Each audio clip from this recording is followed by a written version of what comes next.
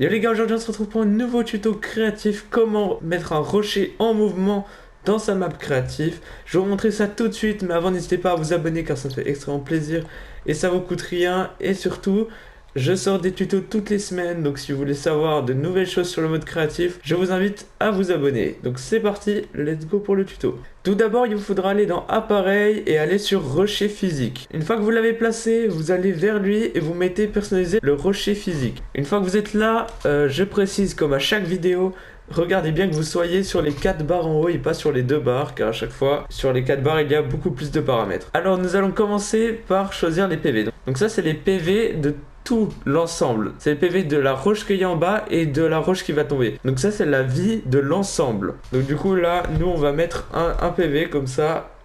Je vais bien vous montrer que en un coup, on peut le casser, puis comme ça la boule, le rocher se libère. Alors laissez la base, ça c'est pour justement la base qui est en dessous. Donc c'est justement ça, pas la pierre, hein, justement les pierres qui est en dessous qui les retiennent. Donc une fois que vous aurez cassé ça, que vous aurez libéré la boule, vous aurez encore, si vous mettez laisser la base, vous aurez encore la base en dessous des rochers. Donc voilà, vous aurez la base des rochers qui sera encore là si vous mettez oui, si vous mettez non, elle sera plus là. En gros, il y aura juste le rocher en liberté.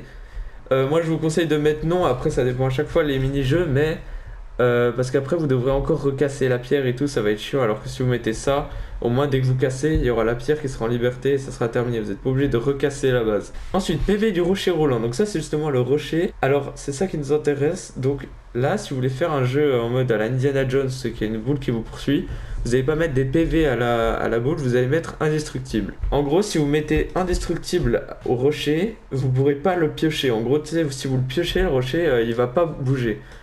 Alors que si vous mettez 9999 PV, quand vous le piocherez, eh ben, il va bouger. En gros, il va bouger dans la direction de la pioche. Donc nous, pour le coup, puisqu'on va pas la bouger avec notre pioche, on va mettre indestructible, mais après, à vous de voir. Ensuite, dégâts aux joueurs, bah, ça c'est important selon le mini-jeu que vous faites. Bah, là, c'est à vous de décider, mais moi je vais mettre 929, comme ça one-shot la personne. Ensuite, dégâts aux créatures, bah, ça c'est encore selon vos paramètres, c'est les dégâts que ça fait en gros.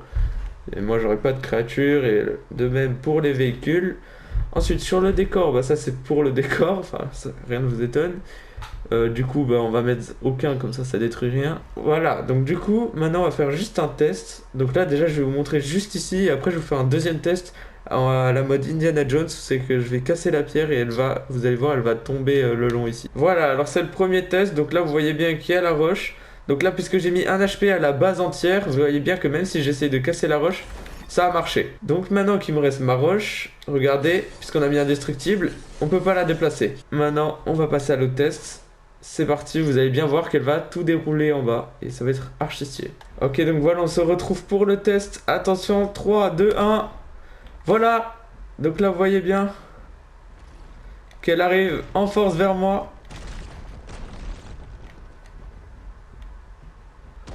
Comme vous voyez là, j'ai changé juste pour le deuxième essai et j'ai mis 929 et vous voyez bien que là on peut la déplacer. Donc je sais pas pourquoi on peut pas la déplacer avec l'indestructible. Mais en gros là on peut la déplacer quand les PV sont pas full. Donc voilà, c'est super stylé, je trouve en tout cas comme ajout. Mais ils n'ont pas encore ajouté toutes les meilleures fonctionnalités. Donc voilà, sur ce, si vous avez aimé cette vidéo, n'hésitez pas à lâcher votre pouce bleu, ça me fait extrêmement plaisir. À vous abonner. Et nous on se retrouve la semaine prochaine pour un nouveau tuto. Allez, ciao!